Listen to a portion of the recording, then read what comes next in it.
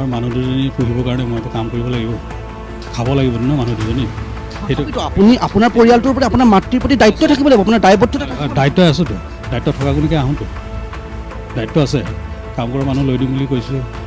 আপোনাৰ মন্তব্য আমাৰ গ্ৰহণযোগ্য নহয়, আপুনি দায়খৰা মন্তব্য দিছে দাদা।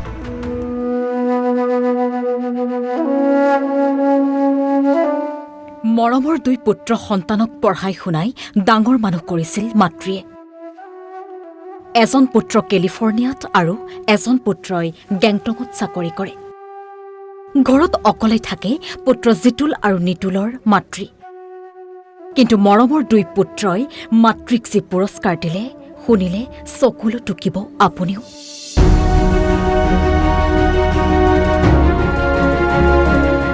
প্ৰথমে আপুনি এই ঘৰটোলৈ মন কৰক। যোৰহাটৰ বাহনা ধোৱাপুখুৰী গাঁৱত অৱস্থিত এই ঘৰটোতে বাস কৰিছিল ৭৫ বছৰীয়া অনুপমা দত্ত। অনুপমা দত্তৰ আছে দুজন সুপুত্ৰ আৰু এগৰাকী মানসিকভাৱে ভাৰসাম্যবিহীন কন্যা। মাতৃ সৰুৰে পৰাই পঢ়াই শুনাই ডাঙৰ দীঘল কৰিছিল পুত্ৰ জিতুল দত্ত আৰু নিতুল দত্তক। দুই পুত্ৰক লৈ মাতৃ অনুপমা দত্তই দেখিছিল অযুত সপোন। মাতৃৰ সপোন সাৰ্থক কৰি দুই পুত্ৰই লাভ কৰিছিল ডাঙৰ চাকৰি। চাকৰি পোৱাৰ পিছতে বৃদ্ধা মাতৃক ঘৰতে থৈ ডাঙৰ পুত্ৰ জিতুল দত্তই থাকিবলৈ ললে গেংটকত।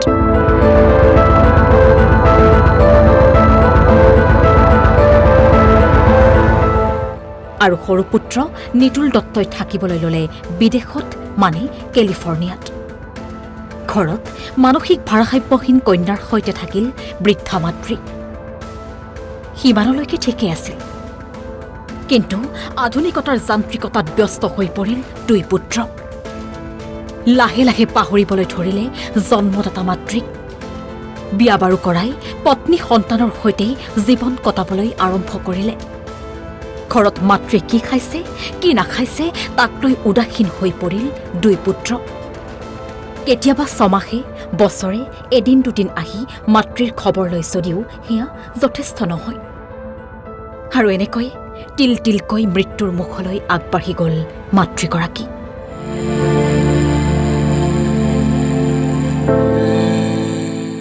কেইদিনমান পূৰ্বে মাতৃৰ খবৰ ল'বলৈ আহিছিল বৰপুত্ৰ।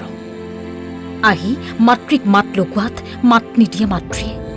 ঘৰৰ দৰজাখনো বন্ধ। খিৰিকীৰ ফাকেৰে পুত্ৰই জুমি চাই দেখিলে মাতৃৰ ভয়ংকৰ দৃশ্য।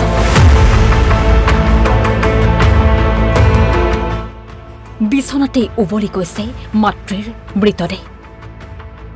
মাতৃৰ মৃত্যুৰ কিমান দিন হৈছে সঠিককৈ কোৱা টান।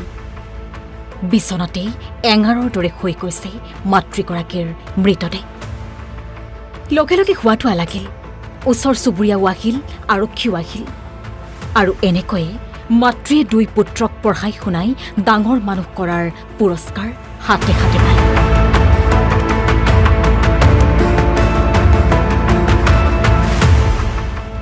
শুনক কি কয় ডাঙৰ পুত্ৰই। তেখেতক এগৰাকী সহায়িকা, এগৰাকী কেয়াৰ টেকাৰ দিব পৰা ব্যৱস্থা তেখেত অসুস্থ নাছিলে। তথাপিতো এগৰাকী মাতৃ। মই লাষ্ট টাইম আহোঁতে 3 মাহ আগতে কাম কৰা মানুহ এজনী গোটাই দিম বুলি কৈছিলোঁ। তেখেতে মই ঠিক আছোঁ, নালাগে তেনেকৈ বুলি ক'লোঁ। আপোনাৰ এগৰাকী আপোনালোকৰ এগৰাকী আপোনাৰ ভণ্টিও হ'ব নিশ্চয়কৈ, বাইদেউ হ'ব। বাইদেৱে চোৱাচোন, আপোনালোকে এবাৰো নিজৰ মাতৃগৰাকীক যেনেধৰণে আপোনালোককতো ডাঙৰ দীঘল কৰি থৈছে মাতৃগৰাকী, হয়নে? আপোনালোকক মানুহ হিচাপে গঢ় দিলে, তাৰপিছত মাতৃগৰাকী মৃতদেহ উৱলি গুচি গ'ল। অত্যন্ত দুৰ্ভাগ্যজনক, বেয়া নাপাব, অত্যন্ত লজ্জাজনক ঘটনা। কিন্তু এই ঘটনাই কিন্তু সমগ্ৰ যোৰহাটক আজি লজ্জানত কৰিছে।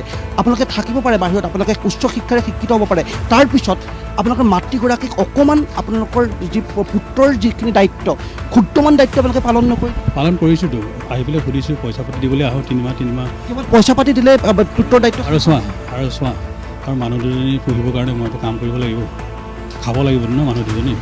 সেইটো আপুনি আপোনাৰ পৰিয়ালটোৰ প্ৰতি আপোনাৰ মাতৃৰ প্ৰতি দায়িত্ব থাকিব লাগিব, আপোনাৰ দায়বদ্ধতা। দায়িত্ব আছোতো, দায়িত্ব থকাগুণিকে আহোঁতো, দায়িত্ব আছে। কাম কৰা মানুহ লৈ দিম বুলি কৈছোঁ। আপোনাৰ মন্তব্য আমাৰ গ্ৰহণযোগ্য নহয়, আপুনি দায়খৰা মন্তব্য দিছে দাদা। শুনক ওচৰ চুবুৰীয়াই কি কয়।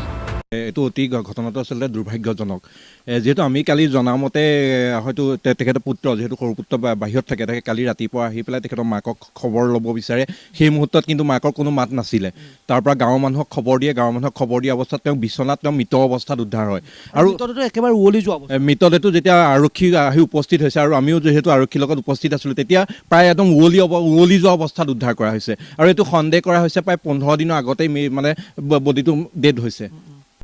এতিয়া প্ৰশ্ন হয় আধুনিকতাৰ ধামখুমীয়াত সন্তানে পাহৰিছে নেকি পিতৃ মাতৃৰ দায়িত্ব বিদেশত থকা সন্তানে কিয় ব্যৰ্থ হয় পিতৃ মাতৃৰ দায়িত্ব পালনত দুখ কাৰ সময়ৰ সন্তানৰ নে পিতৃ মাতৃৰ প্ৰশ্ন আপোনালৈ আৰু আপুনি এফালে থাকে গম পোৱা নাছিলে নেকি গোটেই ঘটনাটো গম পোৱা নাছিলে because we are separated বেলেগ কথা তেওঁ যে ইমান দিন ৰুমৰ পৰা ওলোৱা নাছিলে মেলিছিলে আপোনাৰ সৈতে মাতবোল খোৱা বোৱা তেখেতে ক'ৰ পৰা পায় she does not talk with me at all okay she is totally separate and if she sees me she gives me some type of Assamese dirty language she used to talk so my duty is and responsibility is to take care of her food clothes shelter and medicine those I have been taking care of her for quite some time and I do my responsibility but she আপোনাৰ সৈতে relation ভাল নাছিল নেকি no not at all ফাটাফা কৰি দিয়া সেইবোৰ চব মই কৰি দিওঁ আৰু যদি কিবা গা বেয়া হয় মই দৰৱ আনি দিম লাষ্ট কিমান দিন আপুনি খানা তেখেতক যিটো খানা আপোনাৰ পৰাই দিছিলে চেল্টাৰ দিছিলে এতিয়া তেওঁ যে ধৰক ডেড বডি ওলাল এতিয়া এনেকুৱা হ'লগৈ আপুনি কিমান দিন টাৰ্মছ নাছিলে and no breakage of any terms যদি ব্ৰেকেই নাছিলে তেতিয়াতো তেওঁ মৃতদেহ আপোনাৰ